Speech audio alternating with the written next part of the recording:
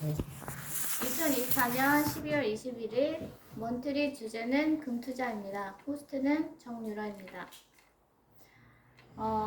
금투자에 대해서 올해 처음 경험하게 됐는데 이 주제를 꼭 여러분들과 나누고 싶은 생각에 준비를 해봤는데 사정상 예전만 못하게 준비를 아주 조금밖에 못했습니다. 그래서 짧고 굵게 한 뒤 저희의 홈파티를 진행하는 걸로 양해 부탁드립니다. 첫 번째 질문을 좀 드리고 싶은데 여기 계신 분들 금 가지고 있나요? 네. 저도 있어요. 있어요? 네. 어떤 형태로 있어요? 전 실물로 있어요. 오, 실물 바? 현물? 네, 현물 우와. 금. 또? 저는 ETF랑 통장은 오. 옛날에 샀던 거. 와우. 뭘 모를 때 통장으로 샀다가 이게 아니구나 하고 ETF로 갔죠. 네, 근데 뭐 예은님은 없다고 했는데 금은 여기 계신 분은 다 가지고 있다고 생각합니다. 왜냐면 금은 그 실물 바가 있을 수도 있고 액세서리가 있을 수도 있고 액세서리가 없다면 지금 윤지 선생님처럼 ETF나 통장이 가질 수도 있고 또 하나는 뭔지 알아요? 금리. 저 금리 있어요. 금리 있잖아. 맞네, 그리고 맞네. 얘는 휴대폰 있잖아. 여기 휴대폰 안에도 금이 들어가져 있습니다. 그래서 여러분들은 금하고 아주 밀접한 관계를 가지고 있다고 생각을 합니다. 저 같은 경우에는 금 ETF IAU를 가지고 있고요. 이걸 사게 된 계기는 이따가 말씀드리겠지만 금은 우리 일상생활에서 떼내야 떼낼 수 없는 그런 관계를 가지고 있는 안전 자산입니다.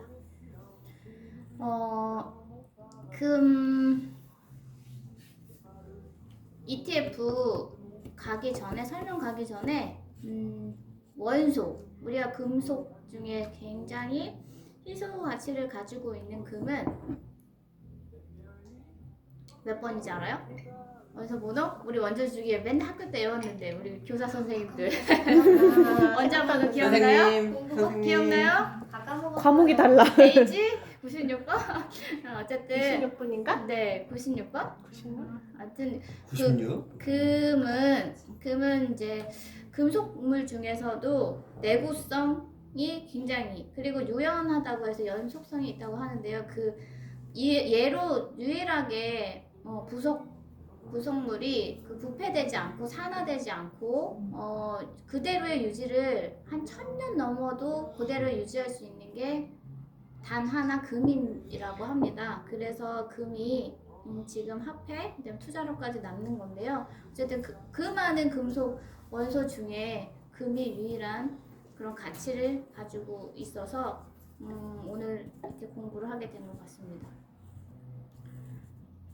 금은 희소성, 내구성, 아름다움으로부터 인류 역사에 지속적으로 저희가 중요한 위치를 가지고 있는데요. 역사를 한번 살펴보겠습니다. 고대 기원전 4000년경으로 거슬러 올라가면 금은 어디서 발견된지 아세요? 당. 이집트에서 제일 먼저 발견이 됐다고 하고요. 거기서 이제 이집트는 장신구로 굉장히 많이 사용을 했었대요. 그래서 처음에 발견된 게 파라오 무덤에서 이제 금 장신구로 이게 발견이 돼서 이집트가 최초로 금이 발견된 곳이라고 합니다. 그래서 이집트 사람들은 불결한 것, 신성함을 상징하는 아주 귀중한 금속물이라고 여겼다고 합니다. 1500년경으로 가면 이집트는 금을 공식 화폐로 사용했습니다. 굉장히 오래전부터 사용해왔죠. 화폐로서. 근데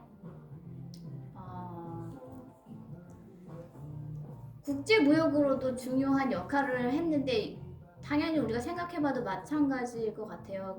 우리가 무역하려면 그때 당시에는 뭐 같은 게 없잖아요. 그래서 금화를 주면서 어떤 무역 거래를 이루었던 그런 어떤 중요한 역할을 했다고 합니다. 중세로 넘어오면요, 기원전 600년 전경인데 여기서는 어떤 나라가 등장을 하냐면 터키 나라가 등장하는데 터키 지역에서 세계 최초로 금화를 주조한 나라예요. 그 이전에는 금을 그냥 거래를 했다면 주조를 한 거는 터키 1500년경에 이제 주조를 처음으로 시작했다를 살펴볼 수 있습니다. 근대로 들어올게요. 15세기에서 16세기라고 볼 수 있는데요. 이 시대는 무슨 시대? 르네상스 시대. 네, 대항해 시대라고 막 얘기하죠. 저 혹시 노래 꺼도 되나요? 아, 꺼드릴까요? 네. 센세. 괜찮습니까? 역사 선생님이 아니고. 아이고 민망해. 옆에서 말 안 하고 있던 센세. 대항해 시대에서는 어떤 일이 벌어졌을까요? 유럽 국가들이 금을 찾아 헤매기 시작합니다. 지팡구, 네, 신대륙. 그렇죠.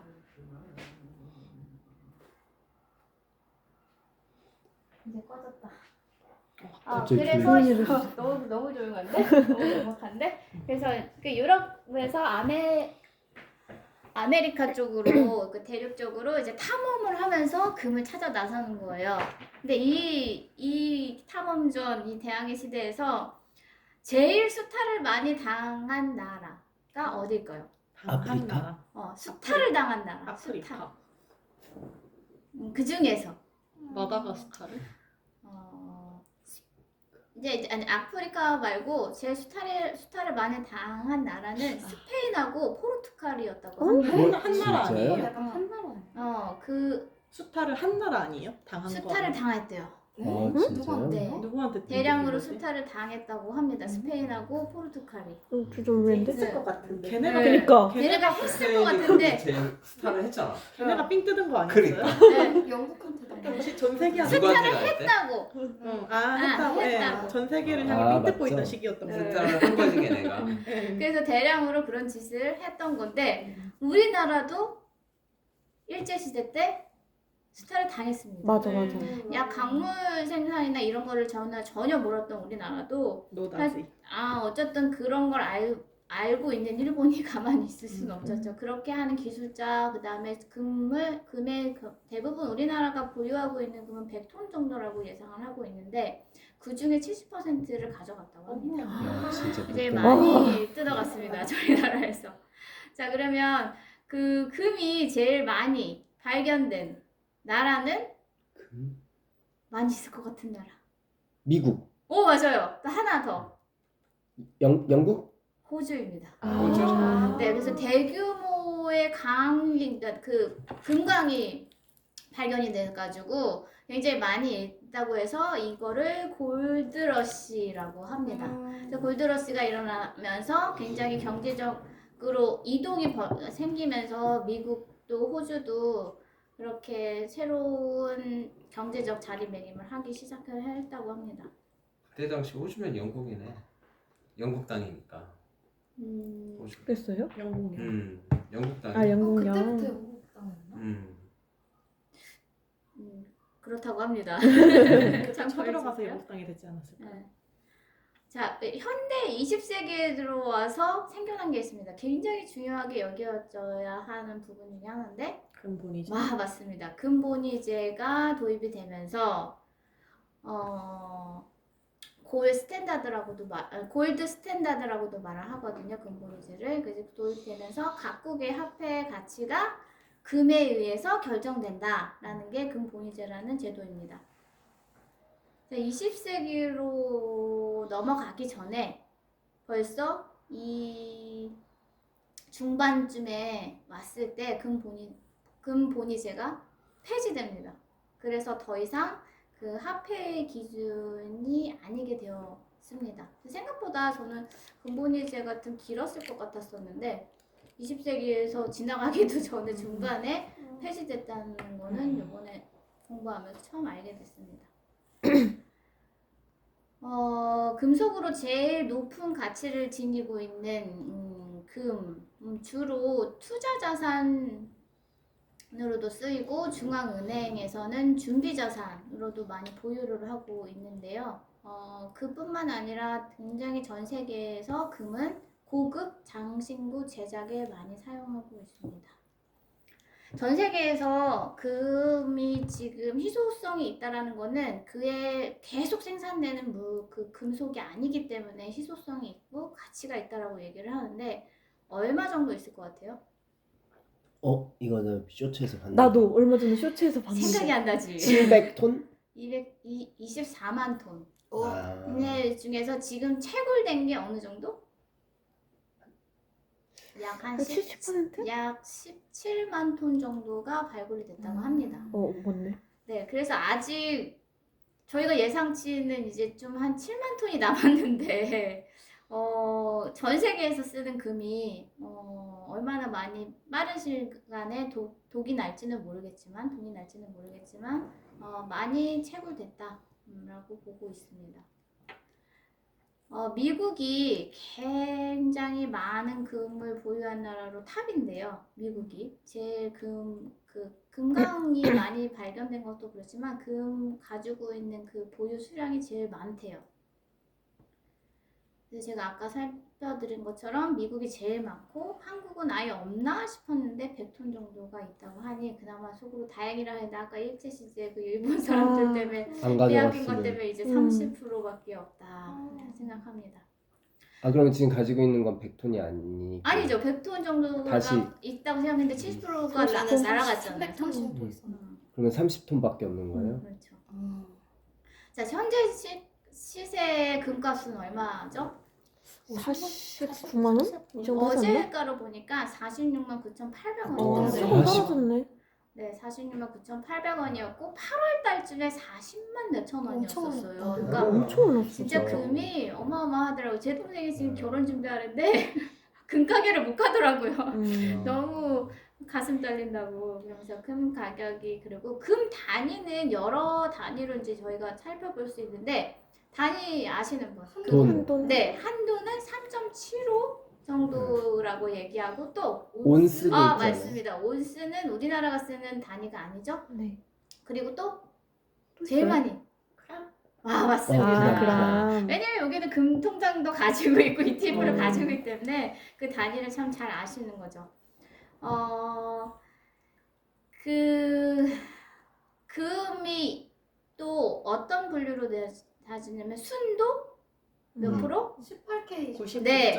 24K, 18K, 14K 이렇게 세 가지로 나누잖아요. 뭐 순도의 기준을 말하는데, 그러면 24K는 99.99%라고 하잖아요. 그러면 18은 72?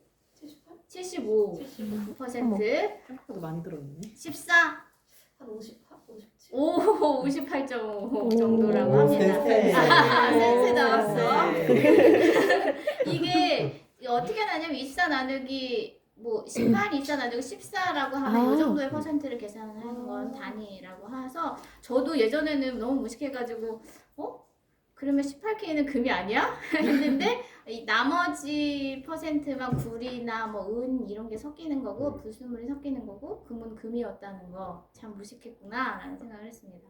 그럼 그걸 녹이면은 이제 분해가 된다는 거죠? 네, 그래서 18K 를 18K를, 그러니까 분해를 하면. 24K를 해야지 돈을 많이 제일 취해주는 거고, 그다음에 18K, 14K 갈수록 그 가치가, 왜냐면 불순물이 섞였기 때문에 다 골라내고 나면 없잖아요, 금이 별로. 그러니까 그 정도밖에 가치를 못하는 겁니다.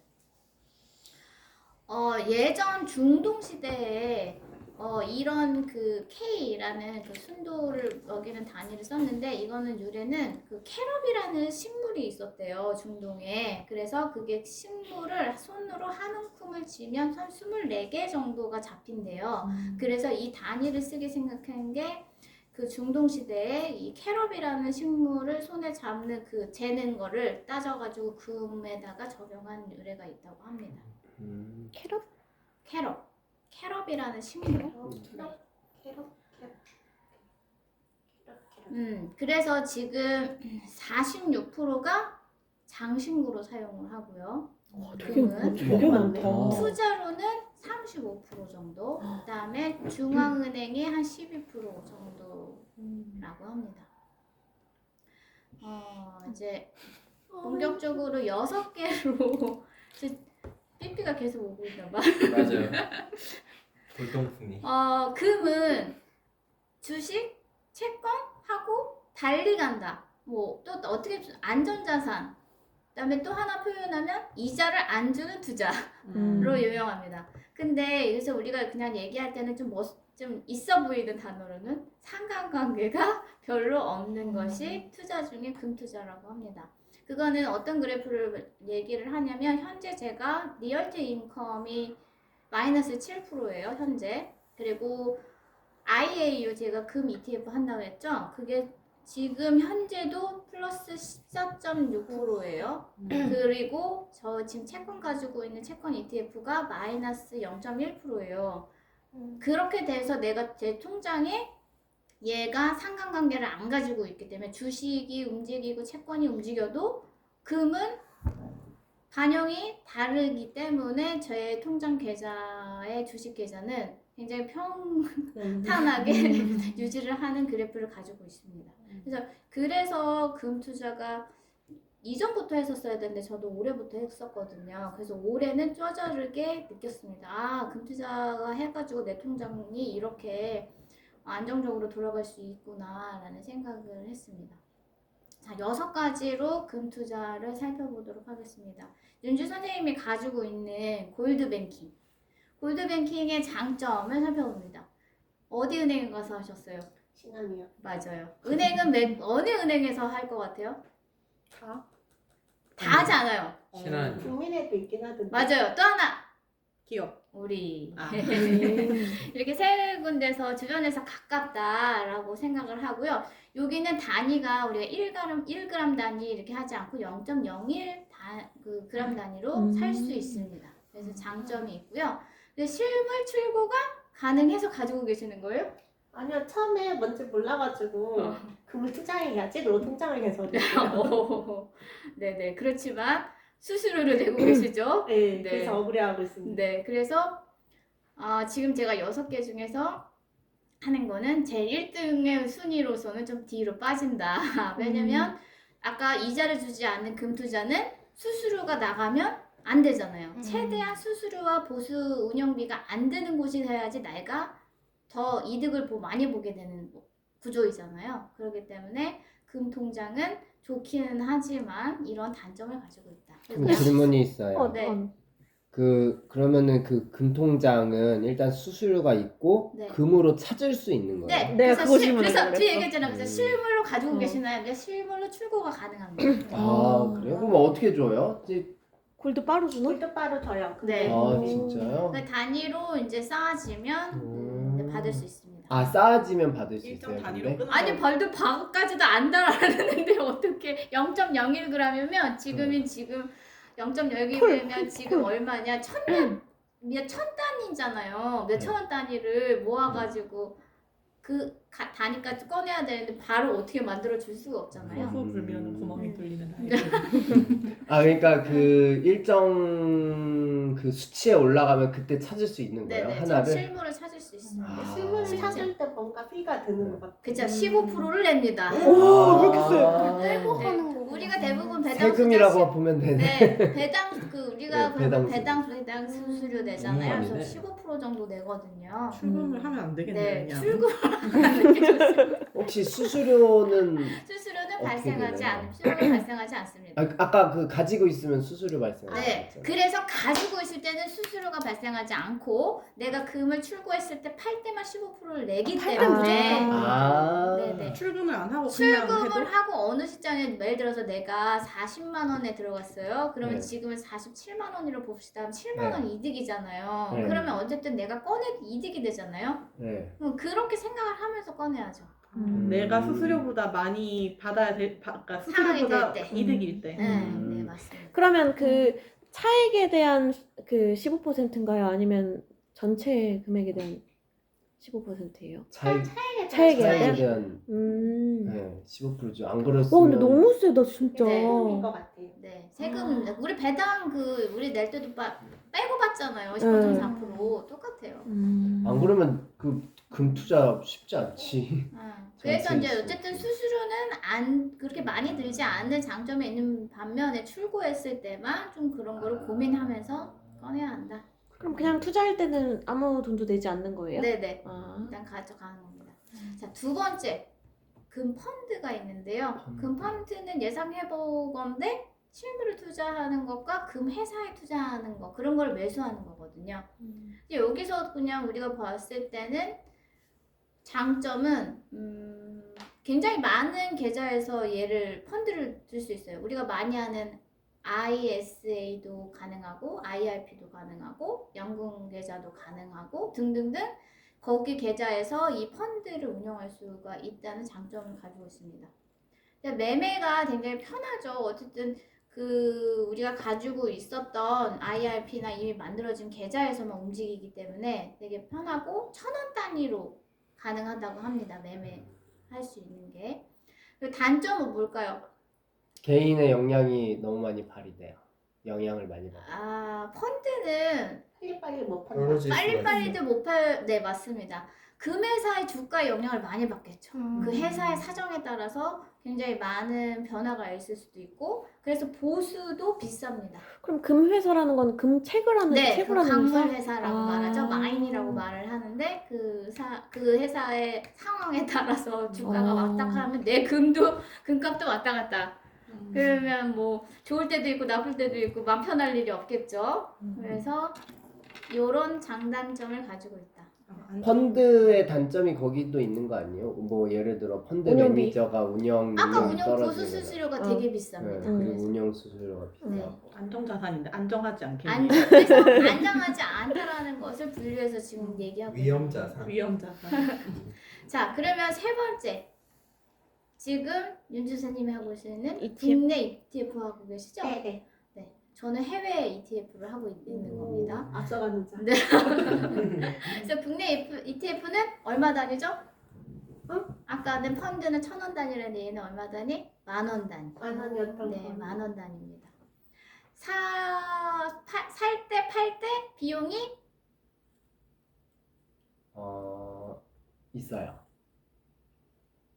비용이 있죠. ETF니까 네. 그다음에 출고할 수 없잖아요. 네, 실물이 없죠. 아니잖아. 네. 그래서 단점이에요. 배당은 있어요? 배당 배당도 없죠. 아까 얘기했잖아요. 음, 금을 배당이 금은 배당이 그런 것들이 없어요.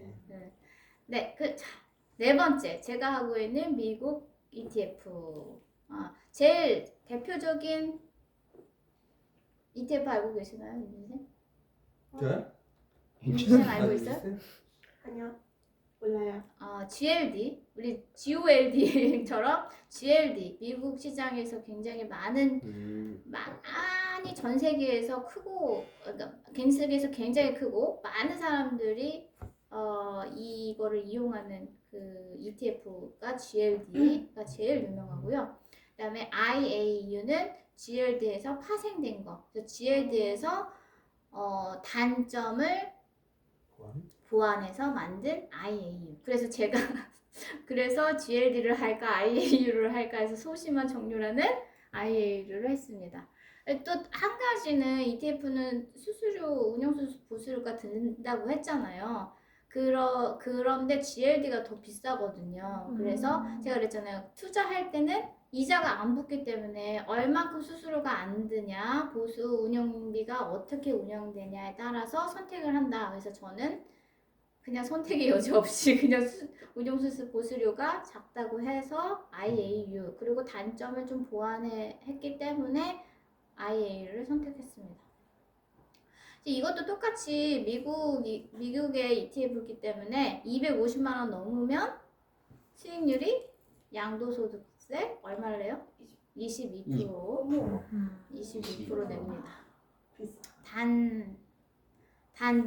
단점을 찾아봅시다. 소액 투자가 어려워요. 그래요? 네, 이거는 단위가 커요. 한 번에 그래서 우리 한국에서 하는 것들은 1,000원, 10,000원 막 이렇게 가능하잖아요. 근데 미국은 한 번에 살 때 30-40만 원씩 되니까 사는 게 그렇게 쉽지 않습니다.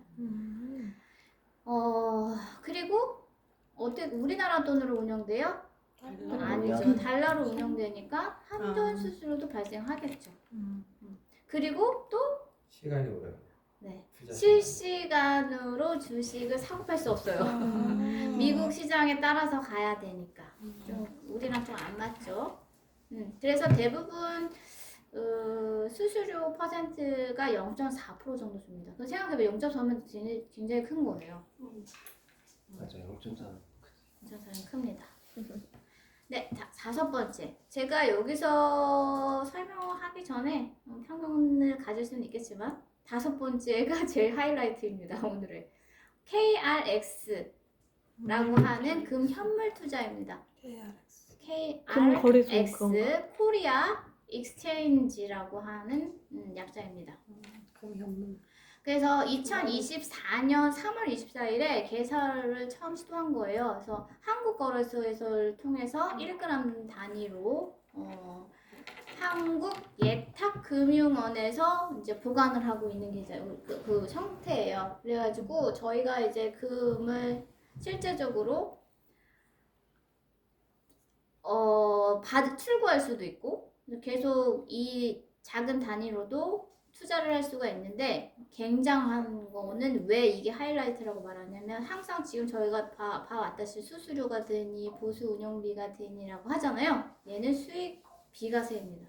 우와. 우와. 비과세기 때문에 근데 저 얘기 어디서 들은 것 같다. 네 그러기 때문에 박고미에서 들은 거. KRX를 해야 한다. 음. 얘는 하고 얘기인 거고요. 자 단점 그는 운영 보수비는 없지만 수수료는 똑같이 발생을 합니다. 왜냐면 출고를 하잖아요. 그렇지만 0.2% 그나마 좀 싸죠.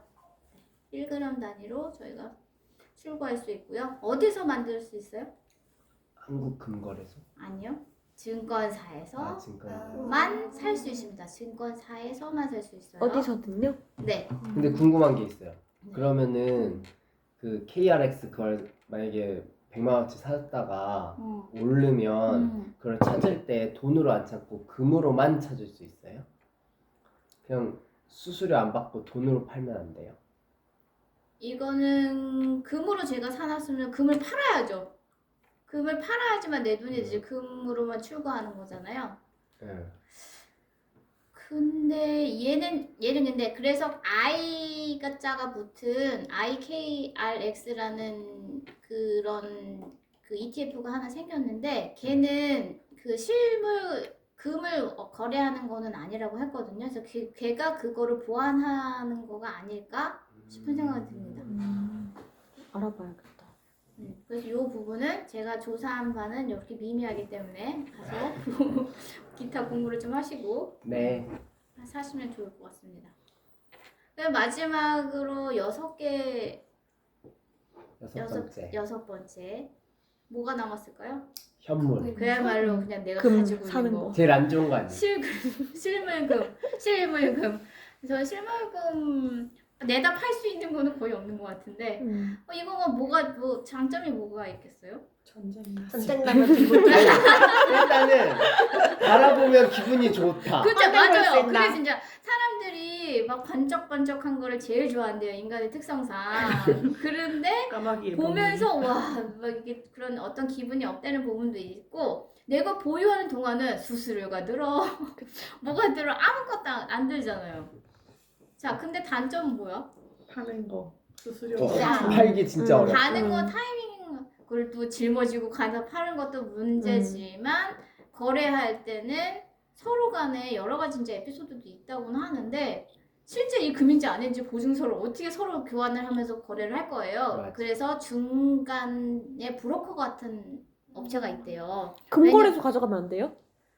거기서도 해주잖아. 안 네. 받아주지 금거를. 금방 가야 되지 않아? 아 그래? 근데 뭐 금거래소는 감정을 할 수 하겠죠. 있다고 들었던 감정은 것 같아. 하겠죠. 응. 하지만 이제 대부분 윤지 선생님의 예림의 금발을 윤지 선생님이 팔려면 야 너 그거 보증서냐? 아 그치 개인 거래가 어렵지. 개인 거래도 가능하지만 개인 거래에서 나 이거 얼만데 뭐 이래서 살 수 있잖아요.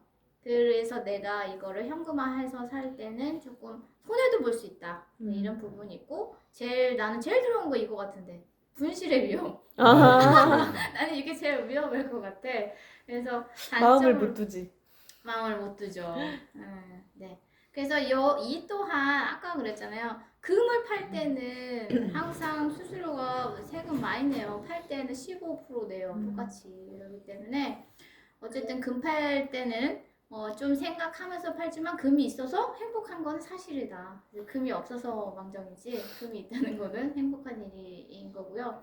어쨌든 제가 준비한 거는 이 정도고 여러분들이 금 투자를 실물로 하시든 KRX로 하시든 ETF로 하시든 이 6개의 분류를 찾아봤을 때 저는 5번째 하이라이트는 KRX, 그다음에 IKRX 분할되는 부분 그렇게 해서 접근을 해보시는 것도 참 좋겠다. 그리고 저처럼 그리고 윤주 선생님처럼 국내 ETF나 미국 ETF를 같이 포트폴리오에 담으면 약간 지금 등락폭을 좀 줄일 수 있고 영향을 안 받을 수 있는 어떤 투자인 것 같아서 꼭 소개하고 싶었습니다. 이상으로 발표 마치겠습니다. 와. 감사합니다.